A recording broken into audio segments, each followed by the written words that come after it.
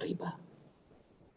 Ya, padahal Nabi SAW telah ingatkan kepada kita semuanya dalam urusan dunia, unduru man asfala minkum. Lihatlah kepada orang yang ada di bawah kalian. Dalam urusan akhirat, maka lihatlah kepada orang yang ada di atas kalian. Ini kalimat yang singkat, kalimat yang ringkas, tetapi memberikan makna yang sangat besar dalam kehidupan seorang hamba. Ya, nah ketika seorang hamba dia membalik apa yang diperingatkan oleh Nabi Shallallahu Alaihi Wasallam, ya dalam urusan dunia dia melihat ke atas, dalam urusan akhirat dia melihat ke bawah, maka disitulah akan terbuka pintu-pintu riba yang sangat banyak, yang mana dia ingin eksis seperti orang-orang eksis di dunia ini dengan barang-barang mewah yang mereka punya, akhirnya dia menjerumuskan dirinya dalam kehancuran, menjerumuskan dirinya dalam kesempitan, dia menjerumuskan dirinya dalam kehancuran dan kebangkrutan. Iyadzubillah. Maka di antara konsep hidup yang paling akan membuat kita menjadi orang yang paling kaya adalah qanaah. Qanaah itu merasa cukup dari apa yang telah Allah Subhanahu wa taala berikan kepada kita. Ya, itu akan menjadi orang yang paling kaya. Walaupun kita punya uang yang cukup makan hari ini, besok kita belum tentu masih bisa makan atau enggak.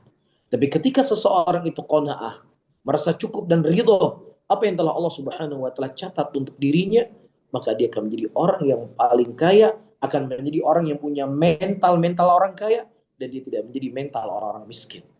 Baik, kemudian yang kedua, para hadirin dan hadirat yang dimuliakan oleh Allah, di antara hal-hal yang membuat kita bersabar dari segala ujian dan cobaan yang Allah Subhanahu wa taala berikan kepada kita, kita harus menyadari bahwasannya akan ada pahala yang sangat besar yang Allah Subhanahu wa taala janjikan kepada orang-orang yang mereka bersabar dari setiap ujian dan cobaan yang Allah Subhanahu wa taala berikan kepadanya. Ketika dia membangun sebuah bisnis, dia membangun sebuah usaha, dan kemudian tiba-tiba usahanya bangkrut, hancur. Ya, dia punya modal yang mungkin modalnya hanya bisa membeli beberapa barang yang kemudian dia jual, yang mungkin penghasilannya cukup makan untuk sehari untuk dia dan keluarganya. Ya, dia bersabar dengan kondisi seperti itu. Dia akan bersabar. Jadi orang-orang yang mereka tidak bersabar dengan kondisi yang saya sebutkan ini, mau nggak mau, dia akan pinjam uang di bank, dia akan datang ke tempat riba, kemudian dengan alasan saya ini darurat, saya ini dalam keadaan terjepit. Ya, dan ini juga di antara syubhat-syubhat, ini juga di antara cerat-cerat yang insya Allah akan menjadi pembahasan kita. Ya, bagaimana kaidah ya bolehnya seseorang mereka bertransaksi riba, nanti yang kita jelaskan. Cuman ya titik yang ingin kita titik beratkan adalah sabar dengan segala kondisi dan keadaan yang Allah Subhanahu wa taala berikan kepada kita, akan ada pahala yang sangat besar. Dalam sebuah hadis Rasulullah Shallallahu Alaihi Wasallam menceritakan orang-orang yang dulunya dia diuji di dunia ini dan kemudian dia bersabar, dan kemudian Allah menampakkan kepadanya pahala yang sangat besar, dan kemudian dia berkata, ya Allah, kembalikan aku ke dunia dan kemudian aku rela dicabik-cabik dagingku sampai kepada tulangku setelah aku melihat besarnya pahala yang didapatkan orang-orang yang bersabar dari segala ujian dan cobaan yang Allah Subhanahu wa taala berikan kepadanya. Kemudian yang ketiga, ya di antara hal-hal yang akan membuat kita bersabar dalam ujian dunia ini adalah melihat keadaan orang-orang yang diuji dan dicoba oleh Allah Subhanahu wa taala. Ya, saudara-saudara kita yang ada di Palestina. Inilah ujian untuk kita. Ujian untuk mengukur keimanan kita. Ujian untuk mengukur kesabaran kita. Ujian untuk mengukur rasa ridhonya kita kepada Allah Subhanahu wa taala. Susah-susahnya hidup kita hari ini itu menjadi mimpi untuk mereka. Ya, mereka mimpinya bukan ingin punya gedung rumah yang bertingkat-tingkat. Mereka mimpinya bukan punya mobil yang mentereng yang berderet di garasinya, bukan. Bukan itu yang menjadi mimpinya mereka. Yang menjadi mimpinya mereka adalah hidup kita hari ini yang kita mengeluh, yang kita selalu merasa kurang dari kehidupan kita. Itu yang mereka mimpikan di sana. Itu yang mereka harapkan. Dia bisa berkumpul dengan keluarganya, badannya sehat, nyawanya nggak terancam. Ya, dia bisa melihat matahari dengan tenang, bisa tidur dengan tenang. Walaupun besok belum ada makanan, nggak ada masalah. Yang penting saya punya ketenangan dalam hidup saya. Hidup saya aman, nyawa saya aman. Tapi ketika manusia yang dia lihat selalulah nikmat yang dimiliki oleh orang lain, dia tidak pernah melihat ujian-ujian yang Allah Subhanahu wa taala menguji manusia dengannya, maka disinilah para hadirin dan hadirat yang dimuliakan oleh Allah akan terbuka pintu-pintu riba. Ya, akan terbuka apa? Pintu-pintu riba. Kemudian selanjutnya, ya, hal selanjutnya yang akan membantu seseorang itu bersabar dari ujian-ujian yang Allah Subhanahu wa taala berikan kepadanya, dia bersyukur kepada Allah Subhanahu wa taala setiap musibah yang dia lewati. Kenapa? Dia harus bersyukur pertama dengan musibah yang Allah Subhanahu wa taala berikan kepadanya, ini menunjukkan tanda Allah Subhanahu wa taala mencintai dia. Dalam sebuah hadis Rasulullah sallallahu alaihi wasallam mengatakan, "May yuridillahu bi khairan yusib minhu." Barang siapa yang seseorang diinginkan ya kebaikan oleh Allah Subhanahu wa taala, maka Allah Subhanahu wa taala akan menguji dia. Allah Subhanahu wa taala akan mencoba dia. Ya, may yuridillahu bi khairan yusib minhu. Barang siapa yang seseorang diuji, diinginkan kebaikan oleh Allah Subhanahu wa taala, maka Allah akan menguji dia, Allah akan mencoba dia. Kemudian perkara yang kedua, kenapa kita harus bersyukur dari ujian dan cobaan yang Allah Subhanahu wa taala berikan kepada kita? Karena di antara bentuk Allah Subhanahu wa taala memuliakan para nabinya, memuliakan para rasulnya, menjadikan mereka manusia yang paling besar mendapatkan ujian dan cobaan. Sebagaimana kata Nabi SAW dalam hadisnya, asyaddun nas bala'an al-anbiya yatummal amthal fal amthal. Orang yang paling berat ujiannya adalah para nabi, kemudian yang semisal dengannya, dan kemudian yang semisal dengannya. Kemudian yang kedua, ya kenapa dia harus bersyukur kepada Allah Subhanahu wa taala ketika diuji, ketika ujian itu bukan perkara agama kita, tetapi ujian itu adalah perkara dunianya kita. Maka segala sesuatu perkara yang itu ujiannya lah dunia, maka itu merupakan ujian yang ringan sebenarnya. Itu ujian yang kecil sekali. Tapi ujian yang besar adalah ujian yaitu berkaitan dengan agama kita. Kita sudah mulai meninggalkan sholat, ya sudah malas untuk beribadah, sudah tidak ada kecintaan lagi untuk berpegang teguh di atas sunnah. Nah ini yang harus kita takutkan, ini harus kita khawatirkan. Ini yang harus membuat kita mencari solusi. Bagaimana permasalahan hidup saya ini ya tidak berada di titik seperti ini. Tapi kalau seandainya yang diuji adalah dunia, bisnisnya tadinya omsetnya sekian, sekarang berkurang jadi 50%.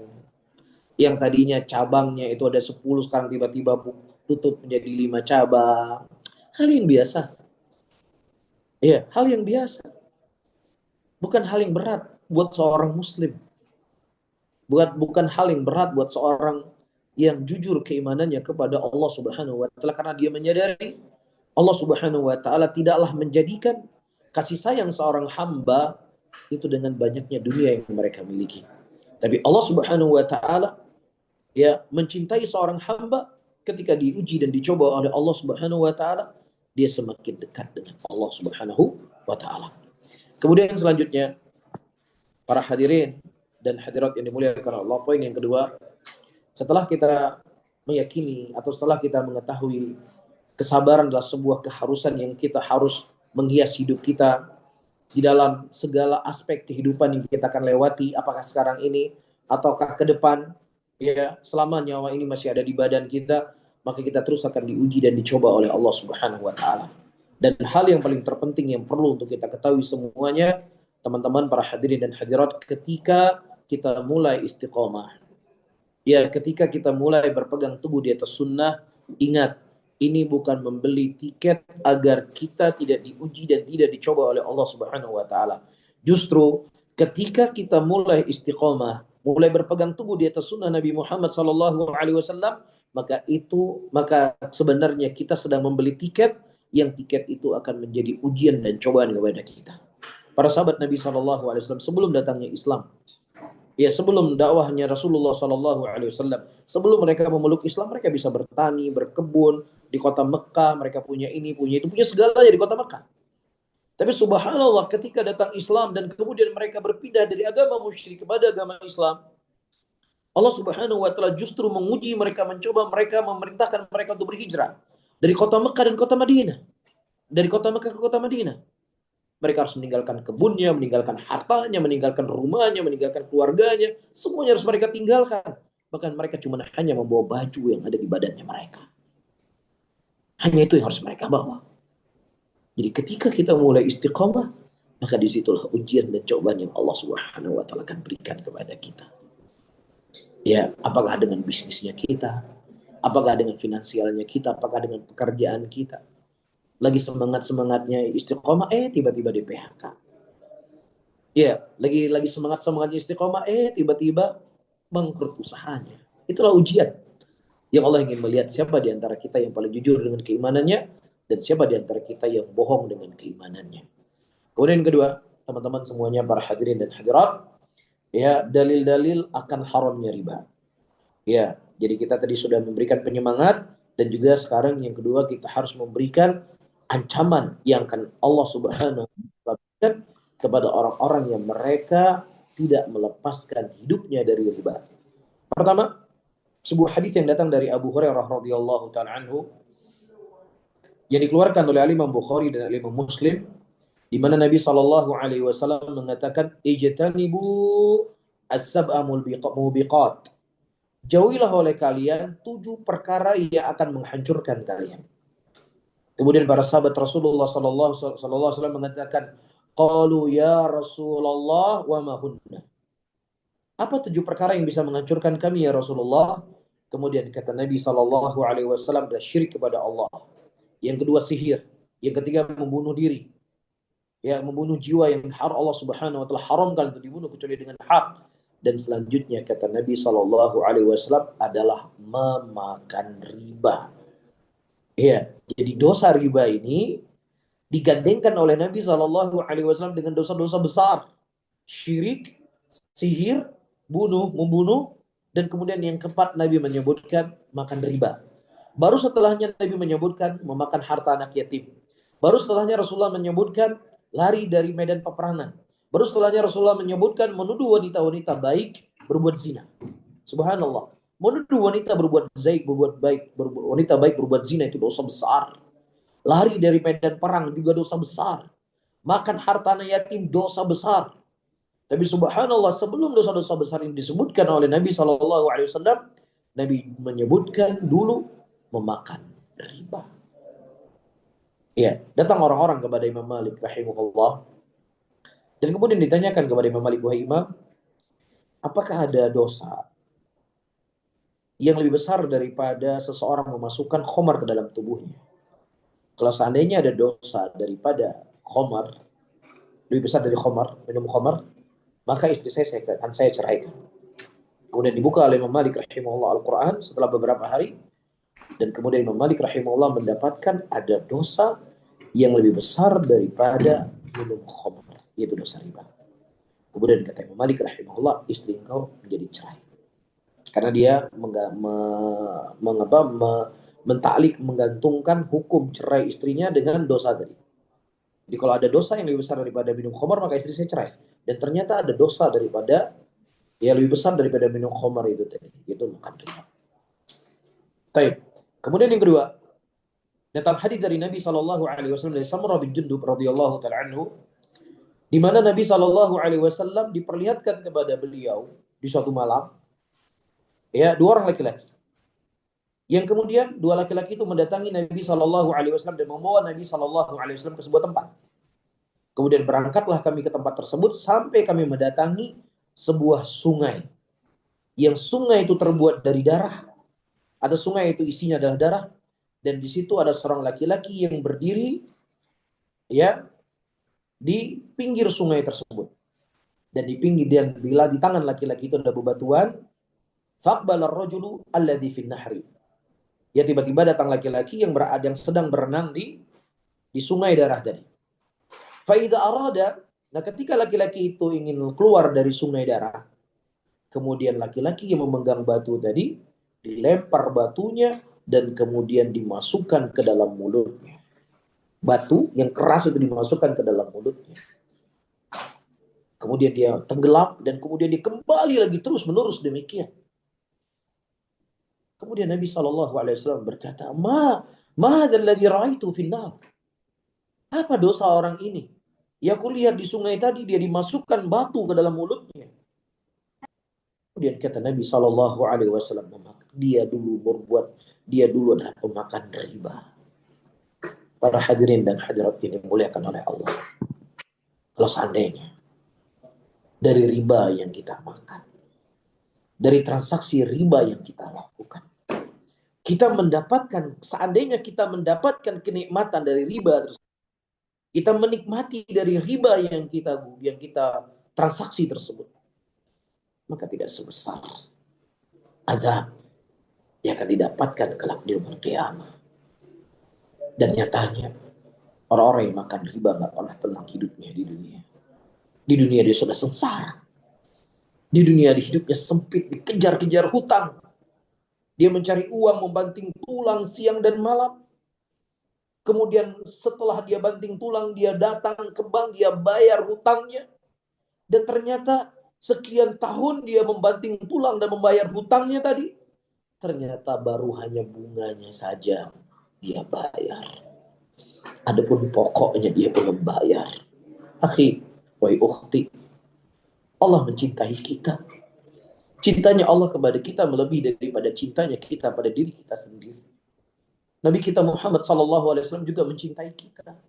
Cintanya beliau kepada kita melebihi daripada cintanya kita kepada diri kita sendiri. Dan Allah dan Rasulnya, ya Allah yang maha Rahim, yang maha Rahman, Rahim kepada hamba-hambanya, mengharamkan riba ini untuk kebaikan kita, untuk ketenangan kita, ya, untuk kemaslahatan kita. Maka gunakanlah hati, berfikirlah dengan hati, berfikirlah dengan pikiran yang jauh. Dengan berfikir hanya 5 meter di depan kita. Subhanallah. Kemudian disebutkan oleh Syekh, para hadirin dan hadirat yang dimuliakan oleh Allah, akalur riba. Kenapa orang yang makan riba itu mereka berenang di sungai darah, kemudian dimasukkan batu ke dalam perutnya? Kata para ulama, ka'annahu, ya orang yang makan riba itu seakan-akan dia adalah memakan dagingnya manusia dan dia meminum darahnya manusia. Dari sisi mana? Orang yang makan riba itu seperti memakan daging manusia. Nanti akan kita jelaskan kenapa Allah Subhanahu wa taala mengharamkan riba tersebut. Walidha, dan karena dia dulu di dunia memakan daging manusia dan meminum darahnya manusia, maka balasan bagi dia di yaumul qiyamah dia akan dia akan dimasukkan batu ke dalam mulutnya dan kemudian berenang di dalam lautan sungai tersebut. Ya dan billah. Dan lebih khusus lagi para hadirin dan hadirat riba yang tersebar di zaman sekarang. Ya, yang tersebar di zaman sekarang. Dia melakukan transaksi riba bukan hanya dengan 1-2 orang. Ya, apalagi tempat-tempat riba yang punya nasabah ratusan ribu manusia. Ratusan ribu manusia. Dan yang bekerja di tempat tersebut, dia mungkin akan melakukan transaksi minimal setiap hari mungkin ada 10 orang. Kalau dalam 1 tahun, dalam 1 bulan, berarti dia sudah bertransaksi lebih dari hampir 300 orang. Subhanallah. 300 orang itulah yang dia zalimi. 300 orang itulah yang dia makan dagingnya. 300 orang itulah yang dia minum darahnya. Ya, dan itu jauh lebih mengerikan, jauh lebih zalim, ya, daripada orang-orang yang mentertawakan. Ya, apa yang viral hari ini, itu perbuatan zalim. Itu perbuatan yang nggak pantas dilakukan. Ya, nggak pantas dilakukan oleh seorang muslim, apalagi seorang kiai misalnya. Akan tetapi perlu kita ketahui bahwasannya memakan riba, bertransaksi riba, itu jauh lebih dahsyat dalam kita menzalimi manusia.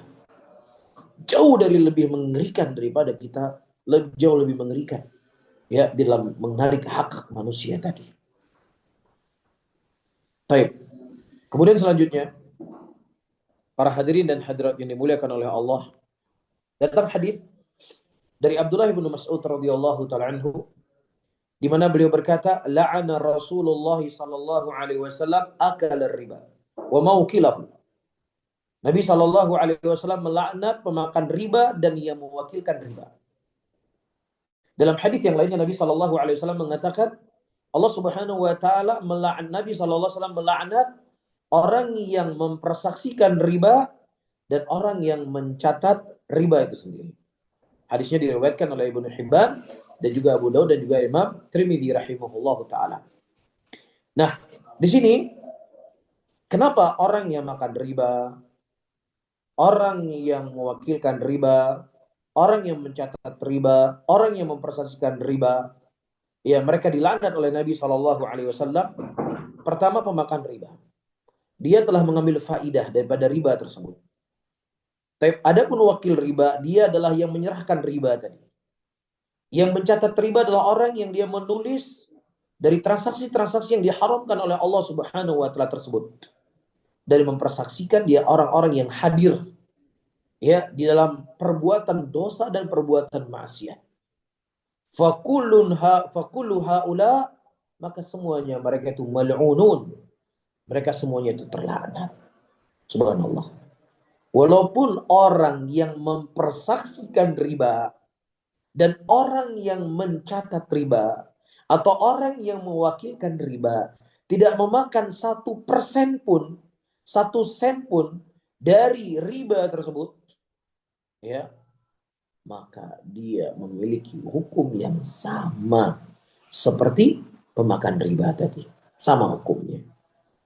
Ya, dan ini tidak seperti dosa-dosa yang lainnya. Kalau orang berzina, kemudian ditonton perzinaannya, beda dosanya orang yang berzina dengan orang yang nonton zina. Ya, orang minuman keras, kemudian yang mempersaksikan orang minuman keras, beda dosanya. Tapi ketika orang-orang yang jadi saksi daripada riba itu sendiri, sama dosanya seperti pemakan riba walaupun dia tidak menikmati riba tadi.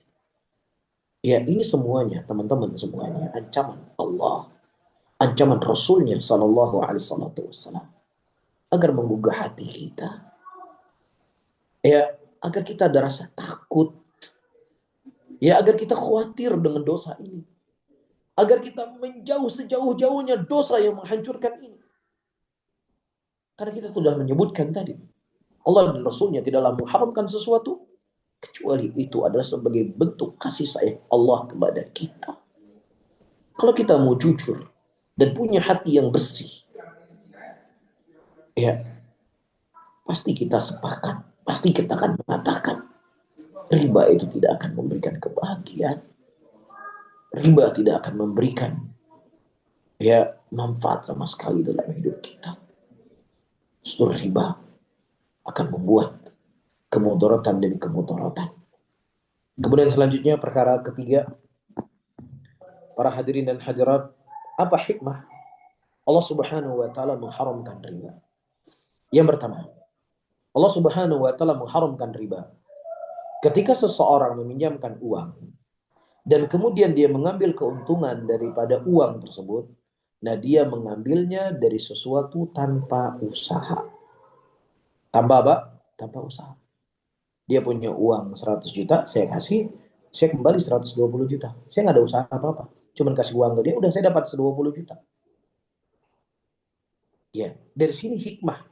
Kenapa Allah Subhanahu wa taala mengharamkan riba? Ya.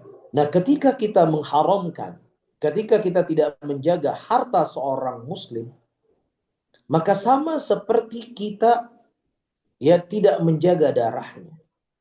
Sebagaimana kata Nabi SAW, hurmatu malul insan kahurmati damihi.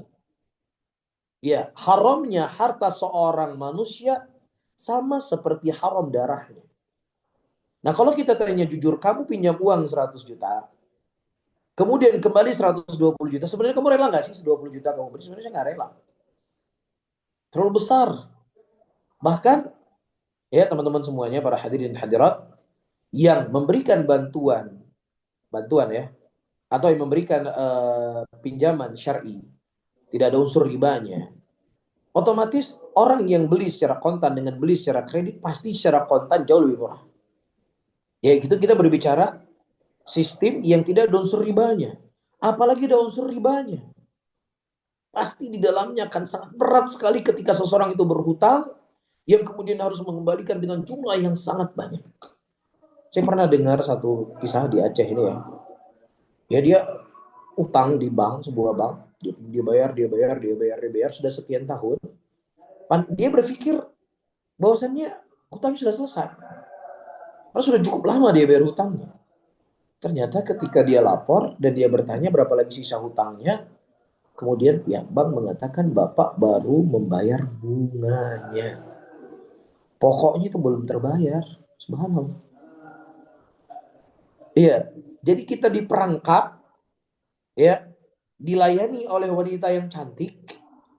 Ketika nanti sudah tidak mampu membayar, bukan wanita cantik itu yang senyum tadi, yang akan mendatangi kita, yang datangi laki-laki berbadan besar, ya, untuk mengambil hartanya kita. Dan kalaupun kita punya uang nih, ya tadi mengambil uang 2 tahun, tiba-tiba setelah berapa bulan kita punya uang, kita mau lunasin uangnya dia. Kita kena finansial ya, atau apa gitu. Ada hal-hal yang harus kita bayar juga. Subhanallah. Ya, maka siapa saja yang mempermainkan dari harta manusia, maka sama seperti dia mempermainkan darahnya. Ya, dan inilah kenapa Allah Subhanahu wa taala mengharamkan riba. Yang kedua, ya, riba ini akan membuka pintu manusia agar tidak bekerja, tidak mencari nafkah. Sementara nafkah yang didapatkan oleh seseorang itu dari hasil kerjanya. Dia berkebun, dia bertani, ya, dia berdagang, dia membeli, kemudian dia menjual. Itu cara seseorang mendapatkan uang. Dia bekerja di sebuah perusahaan, dia mengeluarkan tenaganya, mengeluarkan waktunya, mengeluarkan pikirannya. Sehingga ketika terbuka pintu riba, ya akan tertutuplah dari pekerjaan-pekerjaan manusia itu sendiri. Ya, dia punya uang yang banyak, dia pinjamkan, udah nanti balik lagi uangnya dengan jumlah yang begitu besar. Dengan jumlah yang begitu besar. Ya, dan itu dilegalkan. Ya, dan itu dijadikan sebagai sumber penghasilan. Bahkan mungkin itu merupakan penghasilan yang paling terbesar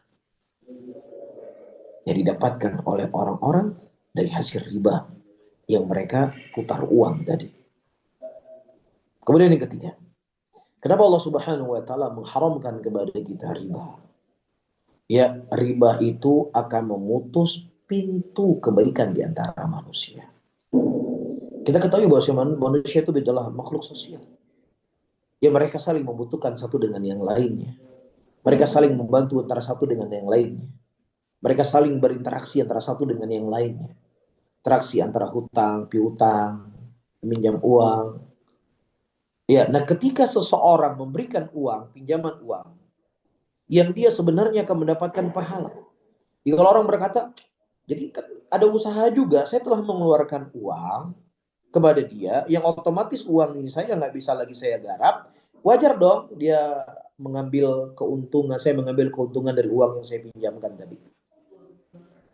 Para hadirin dan hadirat, seorang muslim, ketika dia berbuat sebuah kebaikan, dia tidak hanya berbicara konteksnya seluruh dunia. Dia tidak berbicara keuntungan duniawi semata. Tapi ketika dia membantu saudaranya meminjamkan uang, Allah dan Rasulnya telah memberikan ya pahala yang sangat besar. Pahala yang sangat besar. Ya, uang yang kita pinjamkan itu setiap hari kita akan mendapatkan pahala dari apa yang kita pinjamkan sampai dia mengembalikan uang tersebut. Maka dalam sebuah hadis ada seorang laki-laki yang dia tidak punya kebaikan sama sekali kecuali sedikit. Kemudian kelak di yaumul qiyamah Allah bertanya kepadanya, "Fulan, apa kebaikan yang kau punya?" Dia berkata, "Aku tidak punya kebaikan apapun ya Allah, kecuali aku punya seorang pembantu yang aku setiap bulannya aku memerintahkan kepada dia untuk menagih hutang. Kalau seandainya mereka mampu bayar hutang, ambillah. Dan kalau seandainya mereka tidak mampu bayar hutang, maka maafkanlah dia. Semoga Allah memaafkan aku kelak di yaumul qiyamah." Dan kemudian Allah berkata kepadanya, "Dulu engkau telah memaafkan dia, maka hari ini aku akan memaafkan engkau." Dan kemudian dimasukkan ke dalam surga Allah Subhanahu wa taala. Nah, ketika riba ini dihalalkan, maka terputuslah ya alaqah, hubungan di antara manusia yang mereka saling membutuhkan satu dengan yang lainnya. Yang ada adalah saling menyikut, saling menekan antara satu dengan yang lainnya.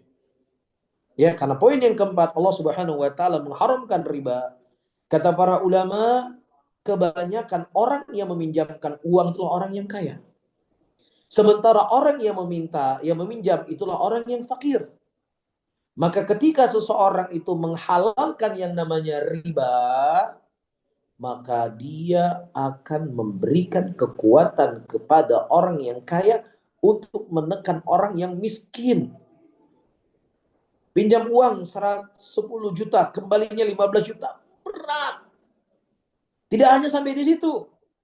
Kalau setiap tanggal 1 kamu tidak bayar hutang, kamu akan didenda. Kalau 5 hari kena dendanya. Kalau 1 bulan dia tidak sanggup membayar hutang, 1 bulan didenda. Mana rahmat? Mana kasih sayang? Bukankah orang yang fakir, orang yang lemah itu harus dilindungi? Orang yang lemah itu harus dikasihani, harus diberikan kepadanya perlindungan. Makanya Nabi kita Muhammad SAW sebelum beliau meninggal, beliau memberikan wasiat untuk takut kepada Allah dari wanita-wanita yang dimiliki. Untuk takut kepada Allah dari budak-budak yang dimiliki. Kenapa? Karena ini dua makhluk yang lemah. Sehingga konsep Islam makhluk yang lemah itu harus diberikan perlindungan yang lebih. Hanya sistem kapitalis lah orang semakin lemah, semakin miskin, semakin membutuhkan, semakin ditekan. Dan itu semuanya adalah prinsip-prinsipnya Abu Jahal. Itu semuanya adalah gaya Abu Lahab CS. Islam tidak mengenal prinsip seperti ini. Allah Subhanahu wa taala mengatakan dalam Al-Qur'an, "Wa in kana dzu 'usratin fanadhiratun ila maisarah." Ketika seseorang itu tidak punya kemampuan untuk membayar hutang, maka berikanlah kepadanya kelapangan sampai dia mampu untuk membayar hutang.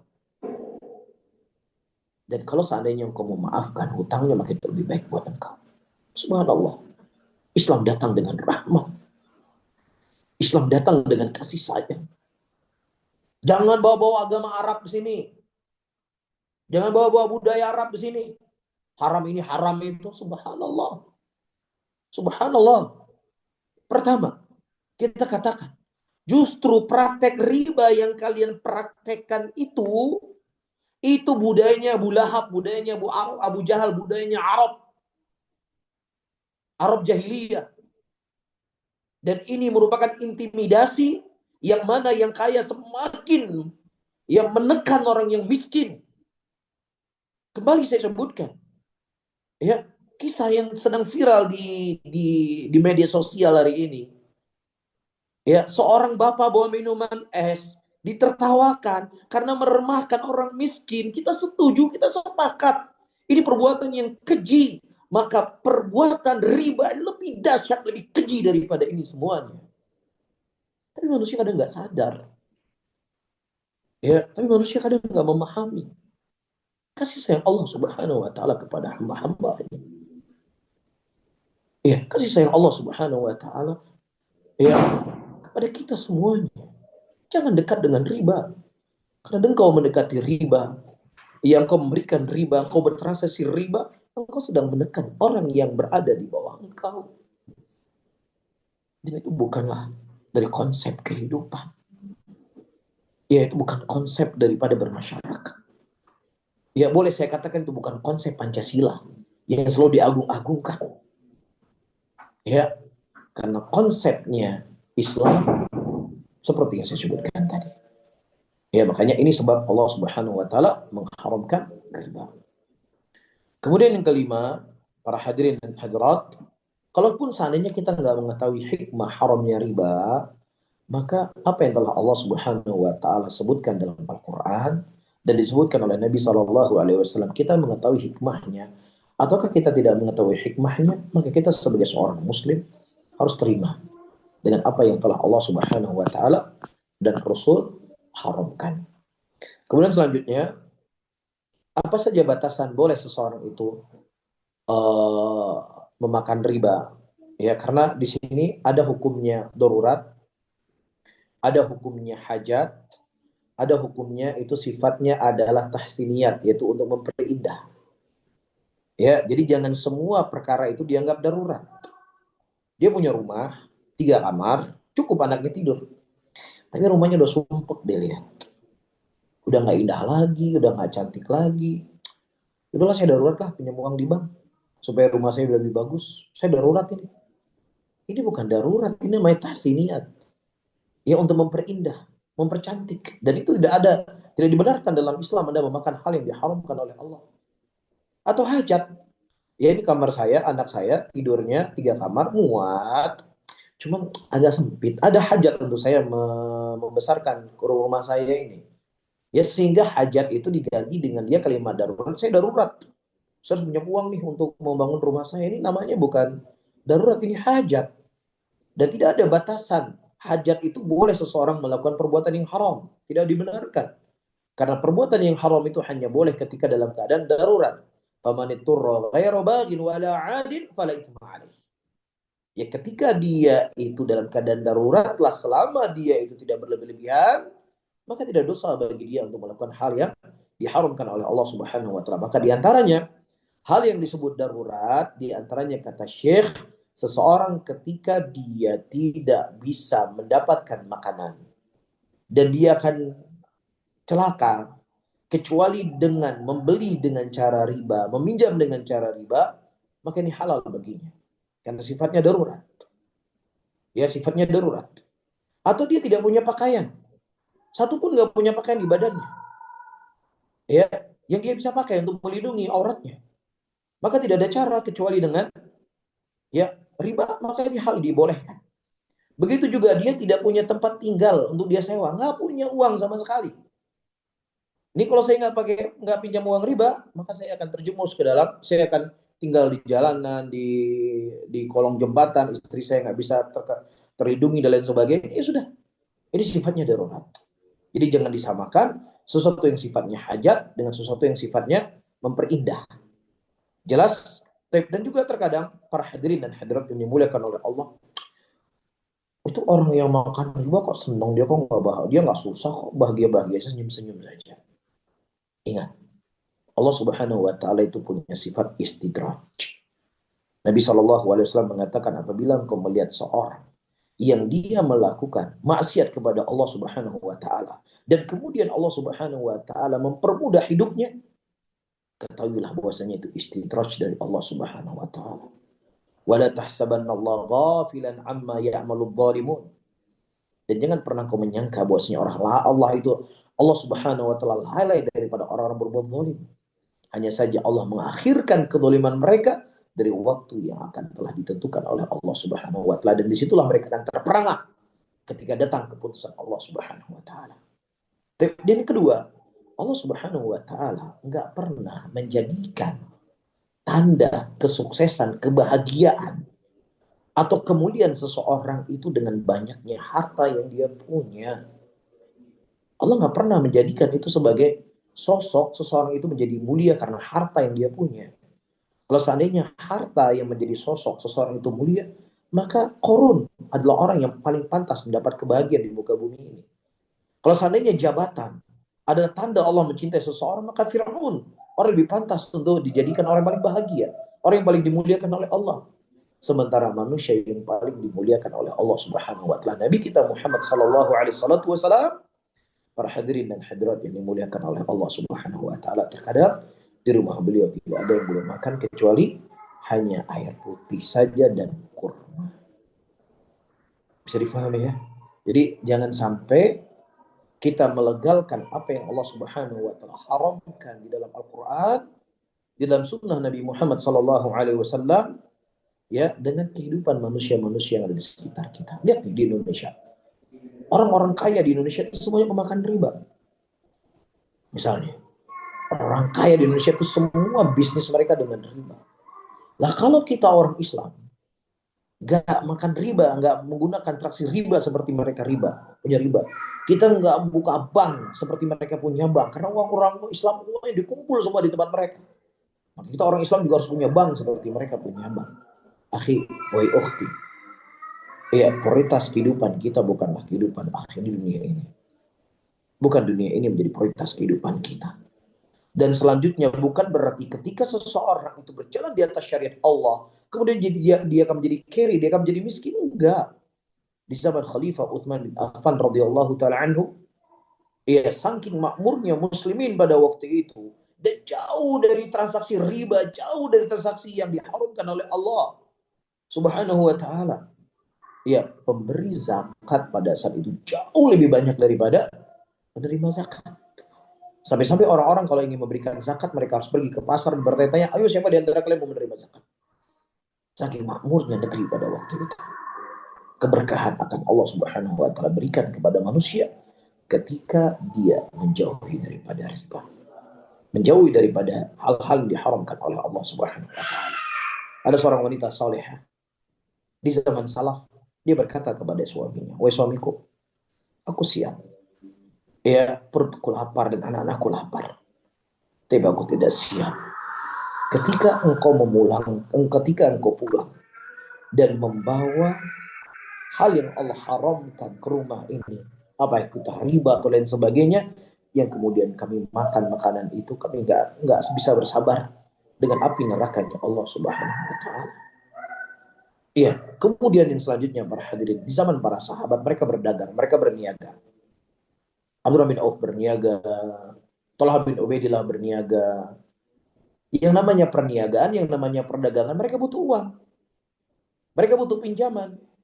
Dan di zaman itu praktek riba sudah berjalan. Jadi jangan berpikir ya di zaman Nabi kan nggak ada perlu uang. Siapa bilang mereka nggak perlu uang? Mereka berniaga, mereka berdagang. Mereka membawa barang dari Syam masuk ke Madinah. Mereka harus membawa barang dari Madinah keluar. Mereka butuh uang. Tapi bersama dengan itu para hadirin dan hadirat, ya mereka membersihkan transaksi mereka daripada segala bentuk riba. Bahkan Umar bin Khattab tidak mengizinkan siapapun masuk ke pasar sampai dia mengetahui tentang hukum-hukum Allah Subhanahu wa taala terkait tentang riba. Sampai-sampai sebagian para sahabat mengatakan kami menginginkan agar Nabi Shallallahu alaihi wasallam sering-sering mengulangi kami tentang haramnya riba tersebut. Karena tersamarkan kepada mereka. Tapi subhanallah, ya lahir pedagang-pedagang hebat, lahir pengusaha-pengusaha hebat. Umar bin Khattab, Utsman bin Affan, Thalhah bin Ubaidillah. Ya kalau mereka bersedekah itu puluhan miliar mereka kalau kita uangkan hari ini kalau bersedekah. Dan sementara uang mereka nggak pernah habis-habisnya. Iya, mereka mempersiapkan harta mereka bukan tuh buat daurah yang hanya sekian rupiah dibutuhkan. Mereka mempersiapkan harta mereka untuk peperangan. Itu butuh uang yang banyak, pasukan yang banyak, butuh makan, butuh kendaraan, butuh senjata. Dari mana? Dari APBD negara. Saya rasa nggak ada APBD negara waktu itu. Dan itu semuanya adalah dari para sahabat Nabi Shallallahu Alaihi Wasallam yang mereka membangun dagangan dan bisnis mereka sesuatu yang jauh daripada unsur ribawi. Wallahu taala alam. Besok mungkin ini bisa saya sampaikan para hadirin dan hadirat yang dimuliakan oleh Allah, dan dari waktu yang tersisa kita akan menjawab pertanyaan hanya sebatas kemampuan yang saya miliki, dan saya tidak berbani oleh Allah apa yang saya barakallahu. Masya Allah, jazakallah khairan Ustaz atas ilmu dan faedah yang telah Ustaz bagikan kepada kita semuanya. Baik, berikutnya Bapak Ibu, Ikhwan dan Akhwat, ya, kita akan buka sesi diskusi dan tanya jawab. Ya, pertanyaan bisa disampaikan secara langsung ya ataupun bisa melalui kolom chat Zoom meeting.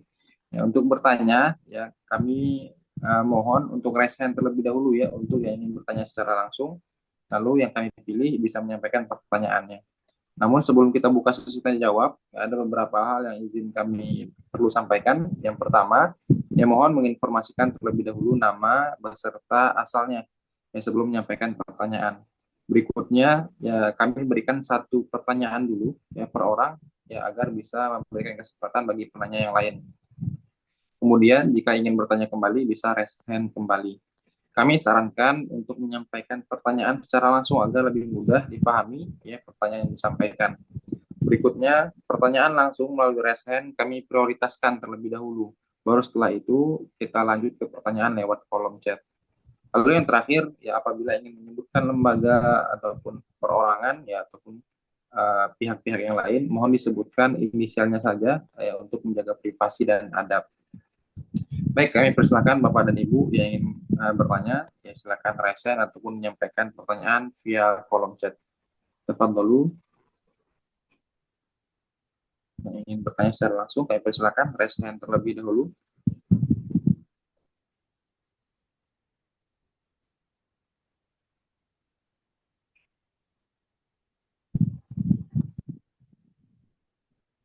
Ibu Nia Angelina, silakan kami berikan kesempatan untuk bertanya. Silakan Ibu. Assalamualaikum warahmatullahi wabarakatuh, Ustadz. Assalamualaikum warahmatullahi wabarakatuh. Saya Nia Ustadz dari Bekasi, Ustadz. Barakallahu fiik.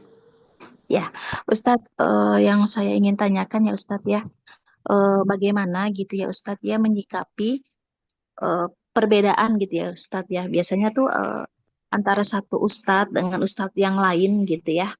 Ada perbedaan mengenai riba gitu. Contoh nih, contoh hal kecilnya seperti ini. Ada beberapa ustadz yang berkata gitu, kan ada orang sudah mengambil rumah dengan cara riba gitu ya, melalui bank konvensional seperti itu. Lalu ketika dia bertanya kepada ustadz yang satu berkata, ya sudah, kalau engkau yakin kepada Allah Ta'ala, lepaskan. Maksudnya ya udah lepaskan, maksudnya ya udah gitu, jangan dilanjutkan gitu. Eh, Terus ketika bertanya dengan ustadz yang lain lagi, ustadz yang lain lagi berkata, ya udah bertobatlah kepada Allah gitu kan. Karena terus bagaimana nih Ustadz, rumah yang masih saya cicil gitu kan. Terus ada yang berkata seperti ini, Ustadz tersebut berkata, "Ya sudah kan itu akad, pada saat akad di awal itu memang riba. Nah, setelah bertaubatlah pada Allah, tapi sekarang cicilan yang ada ini termasuk hutang, maka engkau harus membayarnya. Tidak perlu engkau tinggalkan rumahmu ini seperti itu." Kan ada beberapa yang berbeda-beda seperti itu, Ustadz ya. Nah, melihat fenomena seperti ini, banyak sekali perbedaan pendapat antara ustadz satu dengan ustadz lain itu, Ustadz.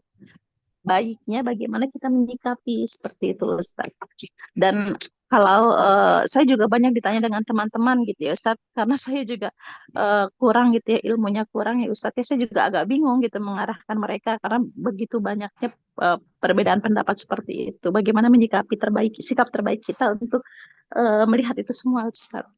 Itu aja Ustadz. Assalamualaikum warahmatullahi Assalamualaikum warahmatullahi wabarakatuh. Sebenarnya dari kasus yang disebut antara Ustadz A dengan Ustadz B, sebenarnya kalau kita mencermati lebih dalam dan lebih jauh, maka sebenarnya tidak ada perbedaan di antara pendapat-pendapat tersebut, akan tetapi perbedaan pandangan secara teknis. Ya, dan saya yakin Ustadz Ahlussunnah semua akan menganggap bahwasanya transaksi beli rumah dengan cara-cara yang memang berlaku di sebagian tempat adalah hal yang sifatnya adalah ribawi, hal yang diharamkan oleh Allah Ta'ala. Cuman bagaimana cara menyelesaikan permasalahan tersebut itu mungkin wabarakatuh. Teteh, cici nih teh. di antara teknis yang berbeda di antara pandangan ustadz-ustadz, dan di sana Allah Subhanahu wa taala telah menyebutkan sebuah ayat tentang riba, itu ketika seseorang itu bertobat dari dosa riba tersebut yang tadinya dia tidak mengetahui itu hal yang diharamkan oleh Allah Subhanahu wa taala, maka yang berlalu telah berlalu. Yang berlalu telah berlalu. Yang arti kata bahwasanya rumah yang dia beli dengan hartanya dia itu tetap punya milik dia. Ya, tetapi semaksimal mungkin untuk dia menyelesaikan ya daripada hutang ribanya tersebut. Kalau seandainya dia bisa menjual rumahnya dan bisa laku cepat, ya dia jual rumahnya tersebut dan kemudian ditutup ribanya. Tapi kalau seandainya dia tidak mungkin dia jual dan kemudian dia tidak punya tempat tinggal yang lainnya, ya dia bertobat kepada Allah Subhanahu wa taala, dan sebenarnya dua-duanya juga harus bertobat kepada Allah Subhanahu wa taala, dan tentunya teman-teman semuanya para hadirin dan hadirat, kita berdoa kepada Allah Subhanahu wa taala, berusaha untuk mencocoki apa yang datang dari Nabi kita Muhammad sallallahu alaihi wasallam, sembari kita berdoa kepada Allah Subhanahu wa taala diberikan kepada kita bimbingan, diberikan kepada kita ilmu, dan diberikan kepada kita pilihan yang terbaik untuk dunia dan kehidupan akhirat kita. Intinya semua kita sepakati bahwasanya perkara yang haram semaksimal mungkin kita tinggalkan. Ya, itu kaidah yang perlu kita ketahui. Mungkin ya ada yang mengatakan ya sudah, kalau kamu tidak punya kemampuan ya tinggal kamu bayar. Tapi yang lain mengatakan kalau punya kemampuan ya sudah langsung dibayar. Saya rasa ini bukan perbedaan yang cukup jauh ya. Tetapi beda pandangan, beda teknis ya, dan saya yakin semua guru-guru dan ustaz-ustaz kita sepakat ketika kamu memang bisa menutup uang riba tersebut, ya maka silakan ditutup agar kita bisa terlepas dari apa yang diharamkan oleh Allah Subhanahu wa taala, dan terus kita belajar dan menuntut ilmu. Insya Allah dengan ilmu kita akan bisa melihat perbedaan-perbedaan tersebut sebagai sesuatu yang indah, dan perbedaan-perbedaan tersebut adalah semakin mewarnai daripada pandangan tentang sendiri. Karena para ulama mengatakan kenapa ada perbedaan-perbedaan di antara para ulama, sebenarnya itu rahmat bagi muslimin. Ya, itu dia alasan dari sebagian para ulama. Itu terus akan terjadi apalagi dalam masalah-masalah fikih seperti ini. Wallahu alam. Insyaallah, jazakallah khairan atas jawabannya. Baik, kami persilakan Bapak dan Ibu yang ingin bertanya secara langsung, silakan raise hand terlebih dahulu.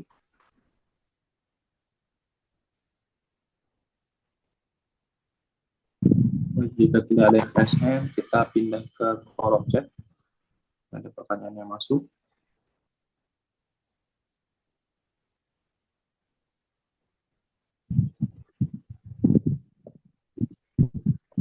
Baik, pertanyaan pertama Ustaz, dari Zun Nur Al-Misri dari Tanjung Pinang. Semoga Allah merahmati Ustaz.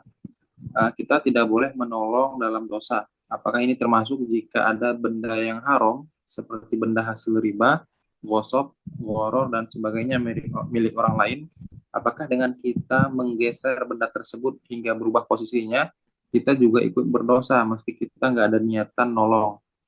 Soalnya anak sering merasa was-was, khawatir bendanya tergeser padahal ada keperluan lain seperti mengambil sesuatu dekat benda tersebut.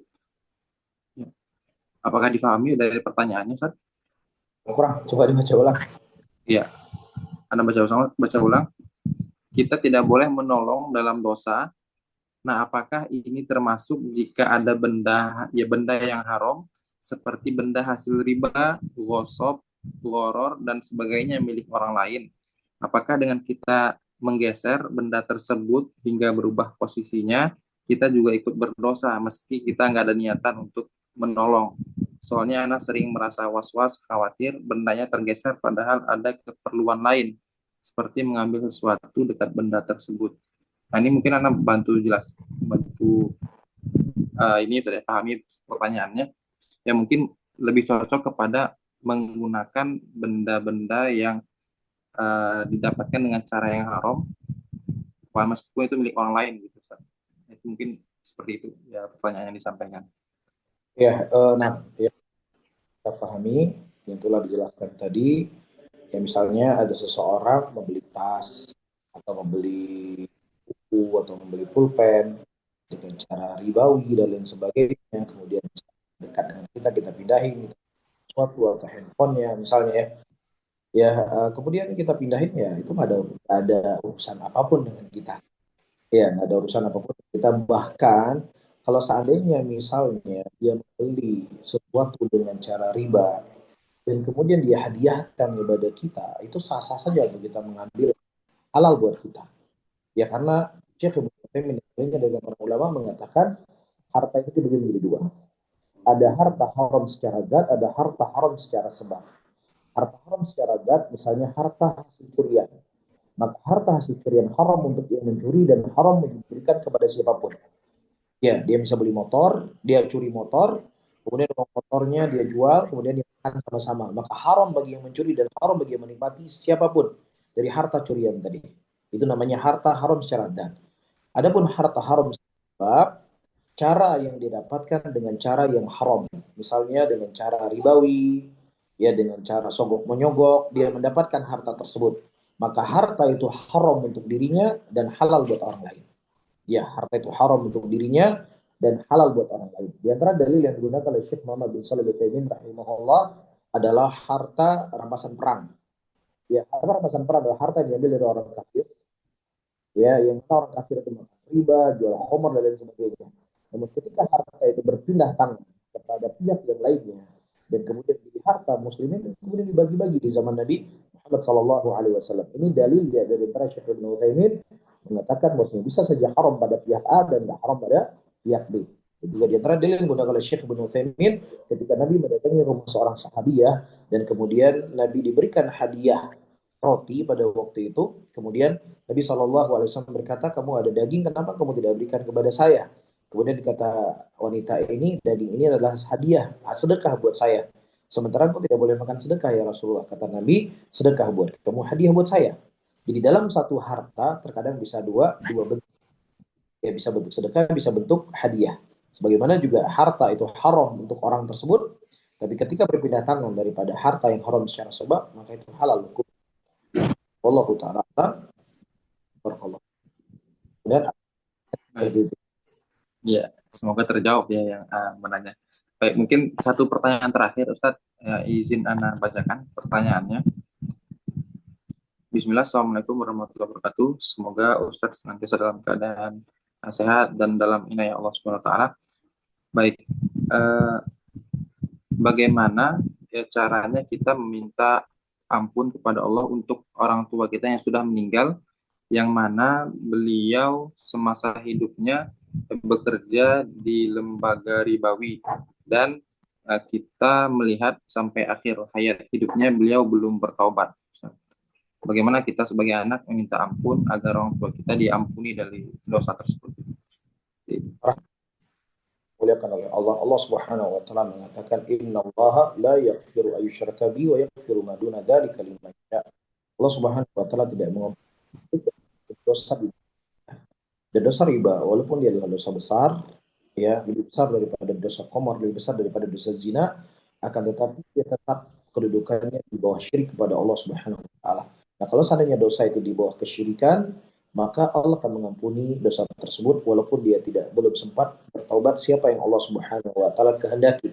Di mana dia masih sebagai seorang muslim, masih sebagai seorang muslimah. Maka ketika dia seorang muslim dan seorang muslimah, maka seorang anak semaksimal mungkin mendoakan ya Allah Subhanahu wa taala mengampuni dosa orang tuanya, ya dalam waktu ijabah. Jadi berdoa dengan bahasa apa yang bisa berdoa, ya Allah, kalau dosa orang tuaku, ya Allah, karena dia tidak tahu, ya Allah, dan jauhkanlah dosa darinya, jauhkanlah adab dari kubur darinya. Apapun yang kita bisa berdoa kepada Allah Subhanahu wa taala, terus kita bersemangat dan untuk menutupi hal-hal yang kurang di masa hidupnya, mungkin kita atau tua kita, ya kalau mungkin ada warisan yang diwariskan kepada kita yang kemudian memang kita kadang nggak butuh dengan harta tersebut karena kita sudah cukup, maka tidak ada salah ya kemudian kita bangun masjid misalnya, bangun pesantren atau apa yang bisa kita bangun yang kemudian kita niatkan kepada kedua orang tua kita, atau kalau mereka tidak punya warisan, kita sebagai anak yang berbuat baik kepadanya dari harta yang kita punya, ya kita niatkan membangun apa yang bisa bangun sebagai amalan jariah yang mudah-mudahan itu bisa menutupi kesalahan-kesalahan kedua orang tua kita, selain kita berdoa kepada Allah Subhanahu wa taala dalam sujud-sujud kita agar Allah mengampuni dosa. Allah a'lam. Baik, insyaallah. Jazakallah khairan atas jawabannya. Baik, mungkin itu pertanyaan terakhir ya. Jadi jawaban dari Ustaz Haris tadi merupakan jawaban terakhir sekaligus penutup untuk sesi tanya jawab kita pada malam hari ini. Kami mohon maaf apabila ada pertanyaan-pertanyaan yang belum bisa kita baca atau kita jawab malam hari ini. Ya, mohon disimpan mungkin pertanyaannya untuk kita tanyakan di kajian kita bulan depan, insya Allah.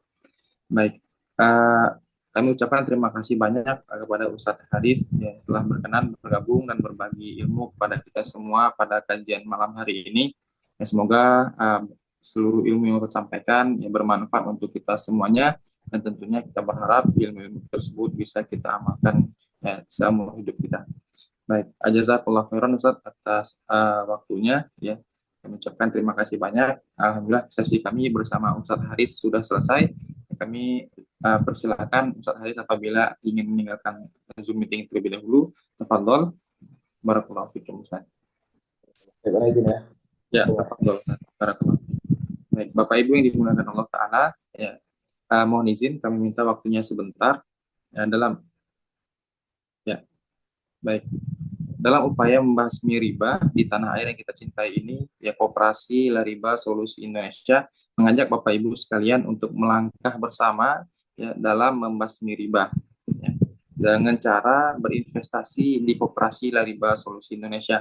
Jadi dana yang diinvestasikan akan disalurkan untuk pembelian aset halal secara kredit syariah tanpa riba, gharar, dan zolim. Tentunya dalam menjalankan akad-akad syariah ini, Koperasi Lariba Solusi Indonesia diawasi oleh Ustadz Irfan Doni Tarmizi LCMHI selaku Dewan Pengawas Syariah Koperasi Lariba Solusi Indonesia. Baik, kami mohon izin untuk menampilkan salah satu video Koperasi LSI dalam pembelian aset konsumen secara kredit syariah menggunakan dana investasi yang telah diamanahkan oleh anggota investasi Koperasi LSI. Baik, kami mohon izin share screen.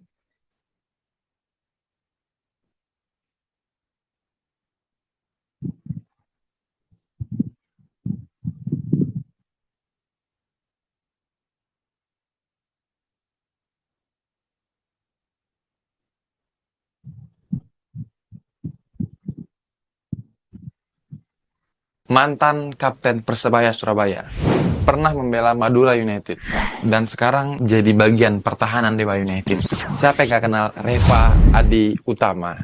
Bukan hanya sekedar piawai dalam menjaga pertahanan di lapangan hijau, tapi juga dalam mempertahankan hartanya dari serangan riba. Penasaran kan? Simak sampai habis. Ya, alhamdulillah pertama kali dikenal Lariba Solusi Indonesia ini dari abang saya. Ya, pasti kita sebagai umat Islam sebisa mungkin dan sampai mati ya pasti harus menghindari riba. Masya Allah, dari pihak Lariba Solusi Indonesia sangat baik, sangat komunikatif, lancar. Jadi kita juga sangat senang. Alhamdulillah akad ini serah terima ya sesuai syariat. Alhamdulillah untuk saudara-saudara seiman Muslim bisa menghubungi langsung Lariba Solusi Indonesia. Jadi memudahkan kalian, menghindarkan kita dari dosa. Koperasi LSI juga membuka penambahan investasi dana yang investasi dananya akan digunakan untuk membantu saudara kita dalam pembelian aset kebutuhan seperti mobil, motor, handphone, laptop, dan aset halal lainnya secara kredit syariah tanpa riba, gharar, dan zolim yang akadnya direview oleh Ustadz Irfan Doni Tarmizi yang pengelolaannya amanah dan transparan dengan adanya pelaporan secara rutin setiap bulannya kepada anggota Koperasi LSI, dan setiap tahunnya Koperasi LSI diaudit oleh kantor akuntan publik yang resmi, dan insya Allah ada bagi hasil yang halal, berkah, dan menguntungkan.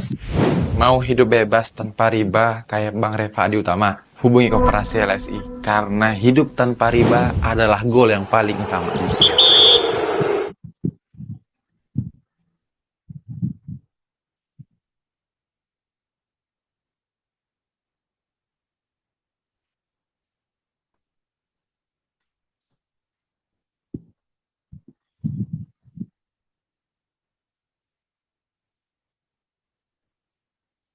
Baik, ya, alhamdulillah sudah kami tampilkan untuk video dari Koperasi LSI dalam pembelian aset secara kredit syariah tanpa riba, gharar, dan zolim menggunakan dana investasi dari anggota Koperasi LSI. Untuk informasi cara bergabung, Anda bisa menghubungi official kontak Koperasi LSI melalui WhatsApp dan Instagram.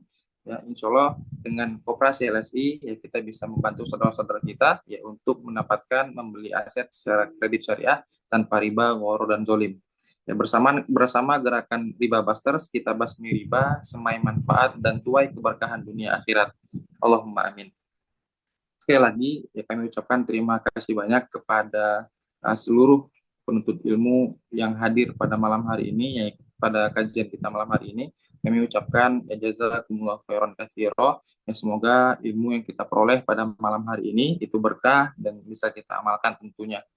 Baik, kami juga ucapkan terima kasih banyak kepada seluruh pihak yang mendukung terselenggaranya kajian ini.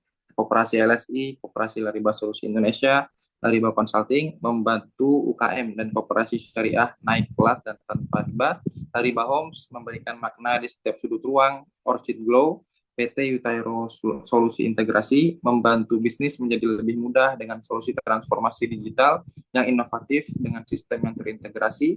Yurbi Sodakot, bantu hitung dan salurkan zakat. KPMI Jakarta, Komunitas Pengusaha Muslim Indonesia Jakarta. Baik, kami ucapkan sampai jumpa pada kajian berikutnya, Bapak-Bapak dan Ibu-Ibu. Ya, untuk informasi kajian serta informasi lain-lainnya, itu akan bisa Ibu kunjungi ya melalui sosial media Koperasi Lariba Solusi Indonesia, Lariba Consulting, Lariba Homes, Yutairo, Orchid Glow, Yurbi Sodakot, dan KPMI. Baik Bapak dan Ibu yang kami muliakan, ya kita tutup majelis ilmu kita pada malam hari ini dengan doa kafaratul majelis. Subhanakallahumma wa bihamdika asyhadu an la ilaha illa anta astaghfiruka wa atubu ilaik. Wassalamualaikum warahmatullahi wabarakatuh.